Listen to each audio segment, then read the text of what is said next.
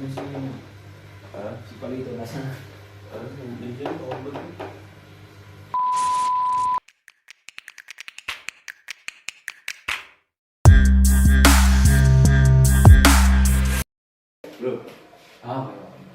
Okay. May mga taong lumaki sa hirap, may lumaki sa layaw, puro sarap. Laisa layaw, Jeprox. Abay, napakanta pa si Kupit Luko eh. Abay, akala ko si Pepe Smith ang aking customer. Rock and roll mga sir.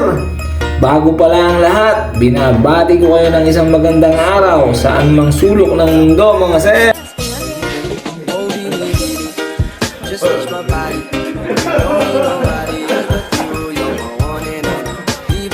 Abay, nauntol pa ang pagbate. Nakapagloko pa rin si 25 euro eh. Gusto raw subukan magupit. Siya nga pala, binabati ko uli kayo mga sir. Si Yasto, Dobre Denya, kamusta kayo? Sana nasa mabuti kayong kalagayan mga sir at ma'am. Abay, English din naman ang communication namin na rin. Kahit kami Tagalogin talaga. Customer ko nga pala mga sir, Indonesian.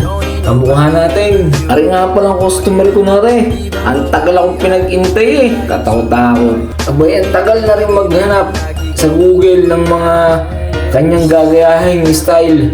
Mabanggit ko lang mga sir. Ito nga pala mga Indonesian.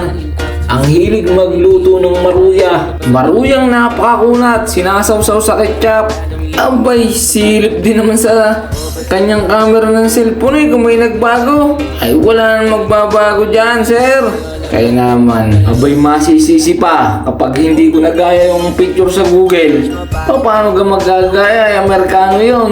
Bago ilagun-lago ng buhok. Nakaw. Lasa ko yung magluluto na naman to ng Indomie. Bago magtitimpla ng kape. 2 araw bago maubos eh. Katakot-takot. Iniiwan lang sa bintana.